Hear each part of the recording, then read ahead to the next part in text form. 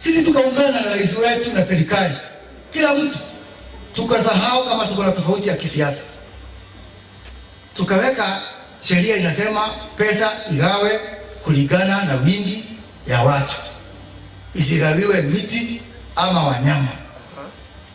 Kama Kiambu tuko wengi, tuongezewe pesa. Kwingine ambako hakuna watu wengi, ipunguzwe huko, tuletewe huku, sababu hata sisi sio watoto wa paka. Na rais wetu tukaungana tukasema namna hiyo. Huko bunge ya Senate tuko na kaunti, chama ya Jubilee iko na kaunti 28. Kupitisha hii mswada ilikuwa inahitaji kaunti 24. Kwa hivyo tulikuwa sawa tukapitisha. Wale watu wamepinga hii mswada ni hatu ya ODM. Ninasema hii handshake is fake. It is fake. Because hii ndio jaribio. Hii ndio test kubwa kama kuna handshake. Kama kuna handshake, kwa nini Raila Odinga ameambia maseneta wake waangushe hii sheria? Tusipewe pesa sisi.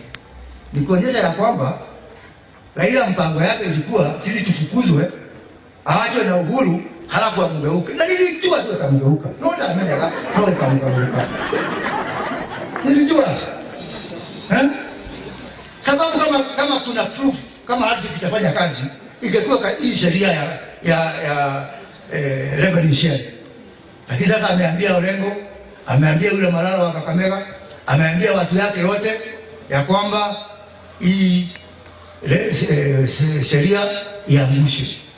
Na kama rais angekaa na sisi tu watu yake, hata kama ataendea wengine angekaa na sisi, sababu sisi ndio tunampenda kwa roho. Sisi ndio tulichagua Uhuru, ndio tulianza na Uhuru pale chini tukamfikisha pale Afrika, sababu tunampenda kwa roho.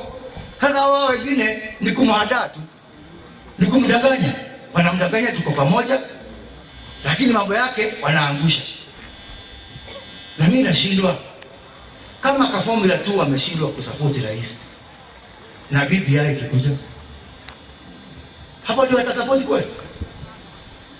So tufanye hivi, tukubaliane, nyinyi mlitume, mimi niende niokoe rais wetu kutoka kwa hapo. Ndio mnipatie hiyo ruhusa. Si Uhuru ni wetu, sisi ndio tunampenda, si ndio hapa hapo kwetu. Si Uhuru akipata shida, si mimi mtauliza kama mbunge wake. Mimi sitaruhusu tena hawa watu wamdanganye tena. Mimi ndio mwanajeshi wa Uhuru na pamoja. Hii miaka yote mnajua mimi nikipigania Uhuru na nitaendelea kupigania, kwa sababu mnafikiria mimi niko na shida na Uhuru. Siko na shida na Uhuru. Ile shida niko nayo, hata wewe ukiona baba yako watu wanamdanganya na watamnyang'anya title, utafurahi. Nilijua watu ni title wanataka.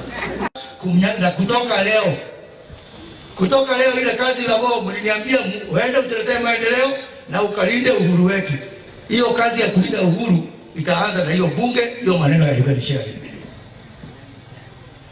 Kwa sababu mmejionea hii ni sarakasi. Hii ni utapeli. Raila anamtapeli Uhuru. Anamtapeli tu, ni conman. Raila is a conman. He's a petty conman. Anamtole rais hivi au ni hiyo kitu achana nayo. Akikuwa atapata pesa.